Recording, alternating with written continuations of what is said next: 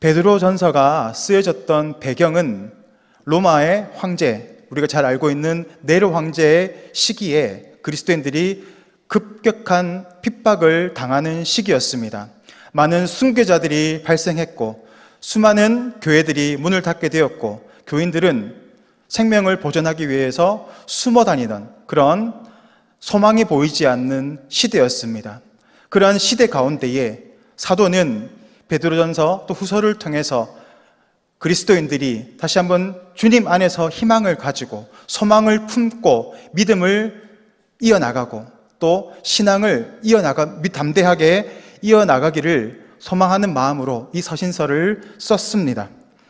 스피노자는 이런 말을 했습니다.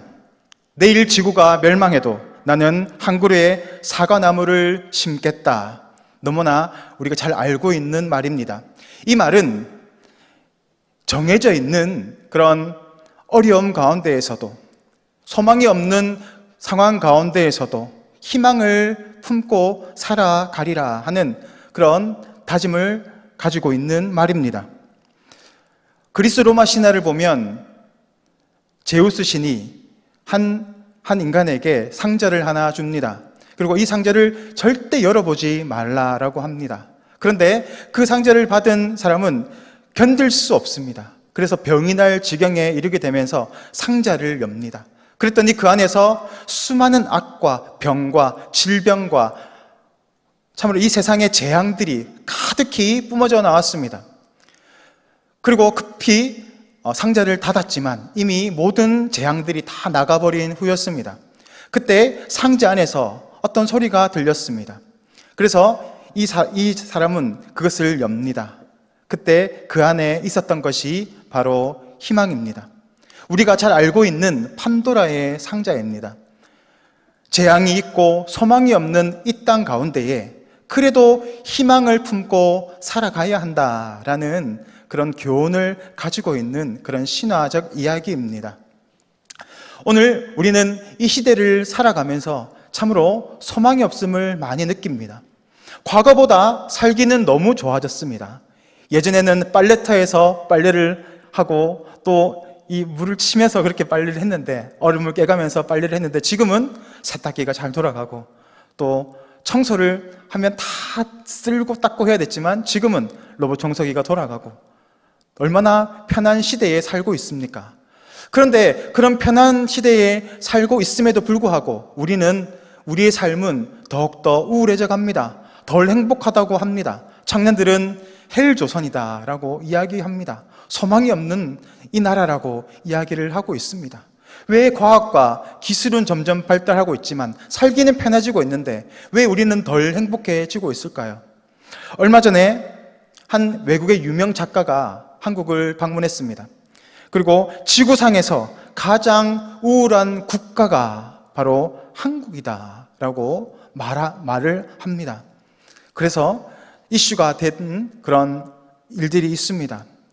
우리는 참 잘 사는 것 같고 또 세계적으로 이름을 날리는 그런 시대 가운데 살고 있지만 그 사람이 보기에는 이 한국이라는 나라가 정말 우울한 나라, 가장 우울한 나라 같다라고 하는 것입니다. 지금은 당장은 행복해 보이지만 그 속을 들여다보니까 그 안에 우울증이 있고 그 안에 공고함이 있는 것을 발견하고 참 소망이 없는 나라다라고 이야기를 하는 것입니다. 지금 이제 우리 사회를 바라봐도 초고령화 시대에 들어갔습니다. 저출산 국가가 되었습니다. 그 속도가 일본을 이미 뛰어넘었습니다.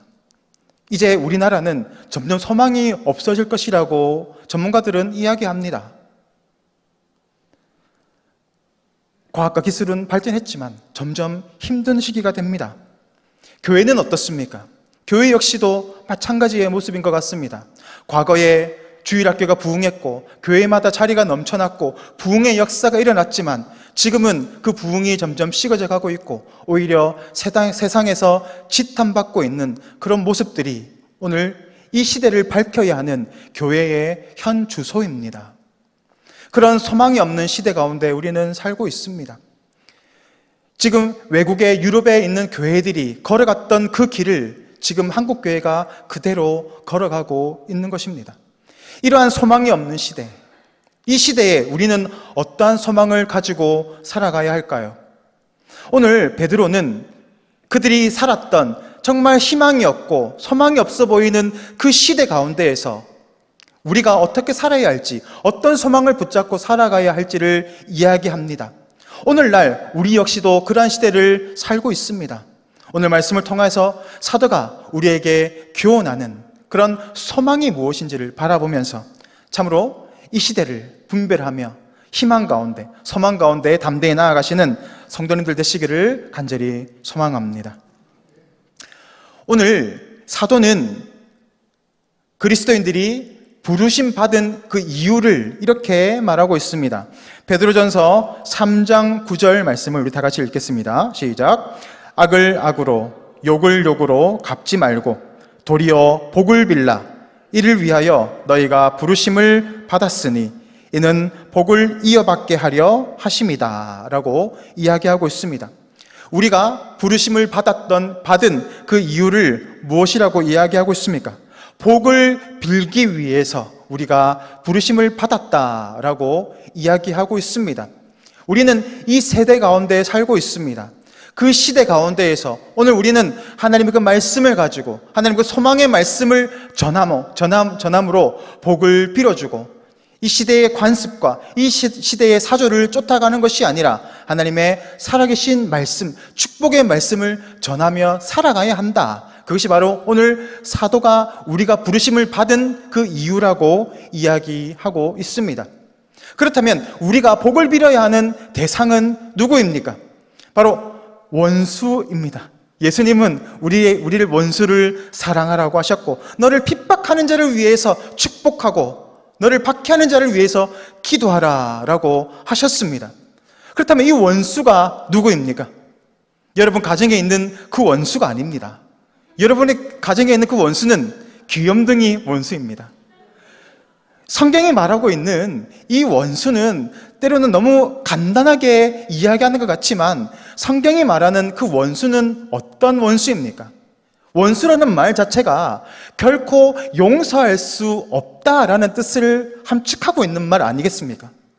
용서할 우리 힘으로는 감당이 안 되고 용서할 수 없는 사람을 가리켜서 원수라고 합니다.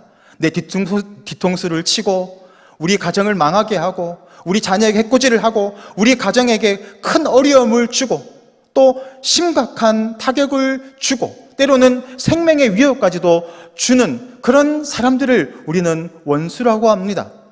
예수님께서 용서하고 사랑해라고 하는 그 원수가 바로 이 원수입니다. 예전에 무협영화를 보면 항상 이런 줄거리를 가지고 있었던 것 같습니다. 부모님이 그 원수에게 억울하게 죽음을 당합니다. 그 아들이 그 모습을 바라보면서 원수를 복수를 해야 되겠다. 그러면서 무공을 배워가지고 이상한 막 장풍도 쏘고 그러면서 그 원수를 차단하는 것. 그것이 바로 그 무협 영화의 주된 주제였습니다. 이러한 주제는 바로 권선징악입니다. 바로 모든 나라와 사회에서 추구하는 정의입니다. 이런 원수를 갚는 것은 정의라고 생각하면서 그것은 권장되었습니다. 용인되었습니다. 그것은 미덕으로 삼아지기도 했습니다. 그것이 바로 우리뿐만이 아니라 모든 사람이 동일하게 가지고 있는 생각이었습니다. 그런데 예수님께서 이 땅에 오시고 놀라운 말을 하십니다. 원수를 사랑하라고 하시는 겁니다. 네 오른쪽 뺨을 때리면 왼뺨까지 돌려대라고 말씀하십니다. 이것이 어떻게 가능하겠습니까? 이러한 원수를 사랑한다라는 것은 우리 힘으로는 결코 가능하지 않는 불가능한 영역입니다. 우리는 원수를 사랑할 수 있는 능력이 전혀 없습니다.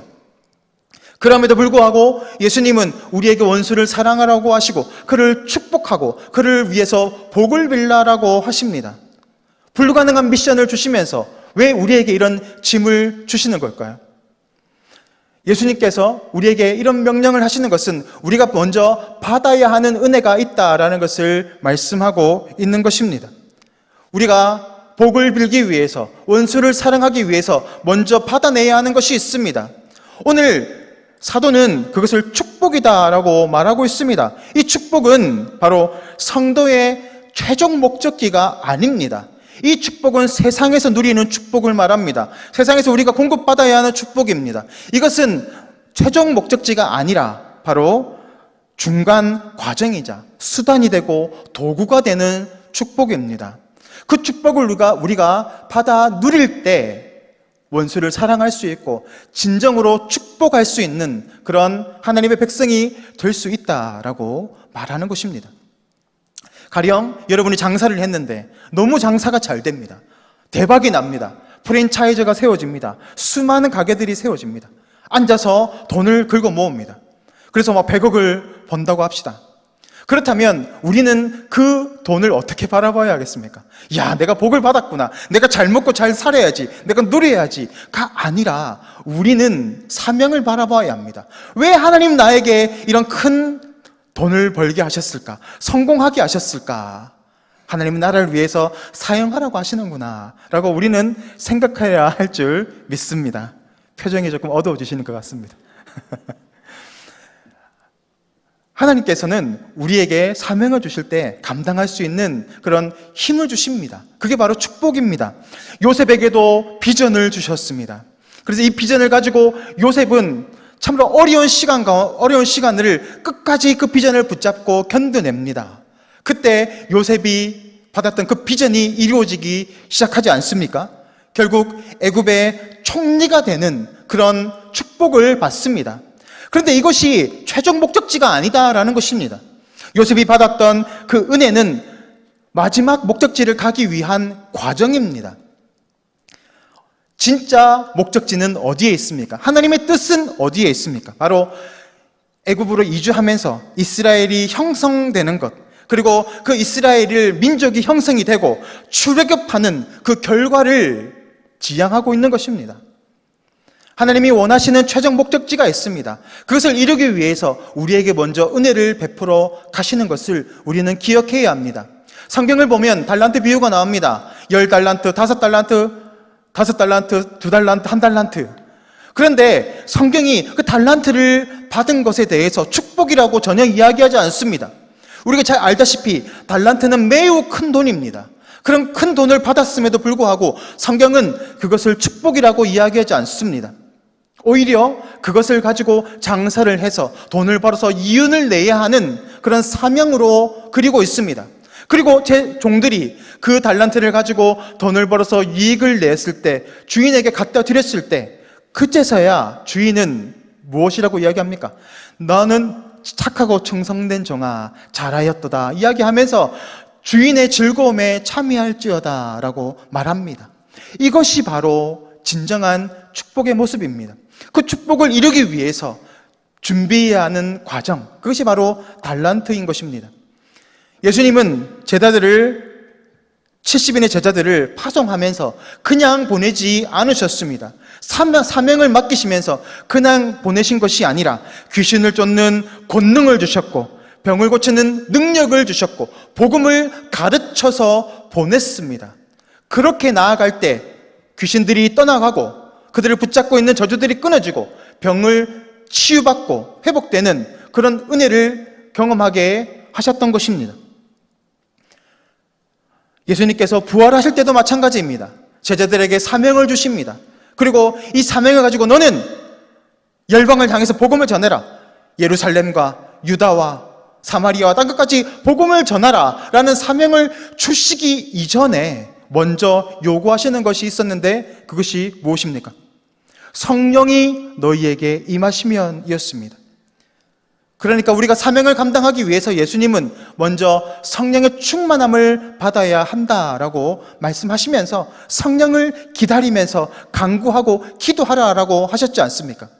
모든 사명의 이전에는 하나님께서 부어주시는 능력이 공급되어야 합니다. 먼저 선행되어야 합니다. 그 능력을 공급받고 은혜를 공급받고 능력과 힘과 지혜와 권능을 공급받은 후에 하나님은 우리를 사명의 자리로 보내신다라는 것을 우리는 기억해야 할 줄 믿습니다.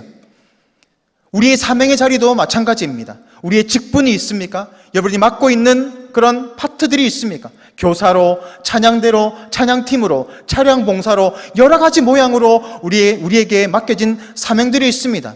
여러분에게 맡겨진 가정들, 자녀들이 있습니다. 사업터가 있습니다. 그 모든 사역의 자리, 그런 사명의 자리를 감당하기 위해서 먼저 우리에게 요구하시는 것은 그것을 감당할 수 있는 은혜를 공급받아야 할 것이다 라고 말합니다. 우리가 여기서 공급받지 못한다면 우리의 힘과 능력과 지혜와 권세로 맡겨진 일들을 감당하게 된다면 오히려 스텝이 꼬이게 되고 수많은 문제들이 발생하게 됩니다. 잡음들이 발생하게 되고 뒷말들이 나타나기 시작하고 사건 사고가 끊이지 않게 될 것입니다. 왜 그렇습니까? 하나님께서 인도하지 않기 때문입니다. 내 생각대로, 내 고집대로 나아가기 때문에 문제가 생기는 것입니다. 그래서 하나님은 먼저 은혜를 구하고 성령 충만한 그 상태를 시작으로 나아가라라고 말하고 있는 것이죠. 그래서 예수님은 세상 끝날까지 내가 너희와 함께 할 것이다 라고 말씀하시면서 그 은혜를 구하고 나아가야 한다라고 말합니다. 주님은 우리와 늘 함께하여 주십니다. 그 주님을 바라보며 그 주님의 손에 이끌려서 나아갈 때 우리의 삶에는 실패가 없을 것입니다. 열매가 일어나게 될 것이고 영혼들이 살아나는 참으로 풍성한 은혜가 우리 삶 가운데, 사역 가운데 풍성하게 일어나게 될 것입니다. 왜 그렇습니까? 하나님이 함께 하시기 때문입니다. 하나님이 인도해 가시기 때문입니다. 하나님께서 역사하시기 때문에 그곳에 열매가 자라나고 영혼들이 살아나고 회복되어지는 은혜가 넘치게 되는 것입니다. 그러므로 성도가 붙잡아야 하는 것이 있습니다. 무엇보다도 그 약속의 말씀을 붙잡아 나아가야 합니다. 이것을 신학적인 용어로 선포된 말씀이다라고 이야기합니다.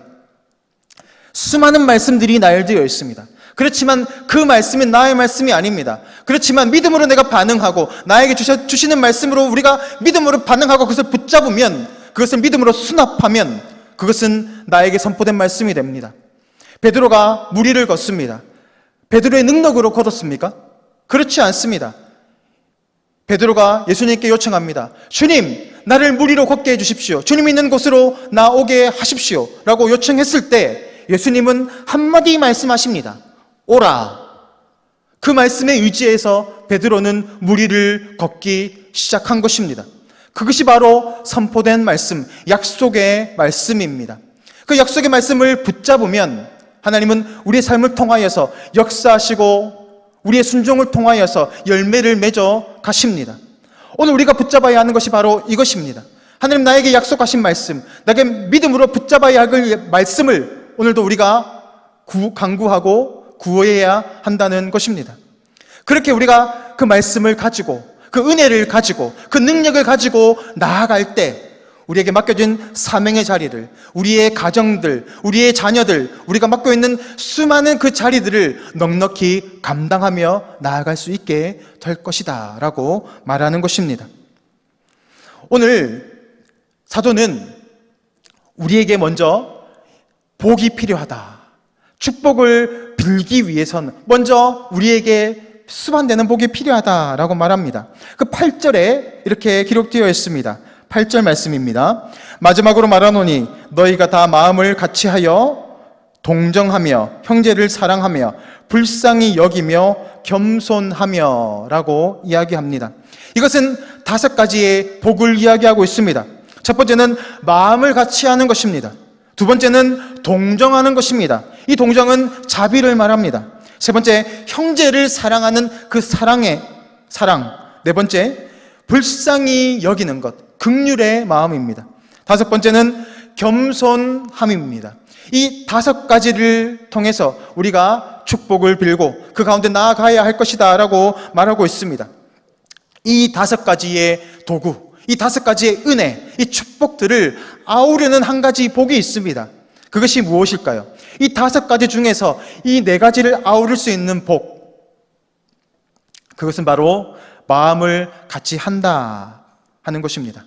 마음을 같이 한다. 이것은 뜻을 같이 한다. 당신의 의견에 동조합니다 라고 하는 그런 의미가 아닙니다. 이것은 연합을 이야기합니다. 이 연합은 영적인 연합을 의미하는 단어입니다.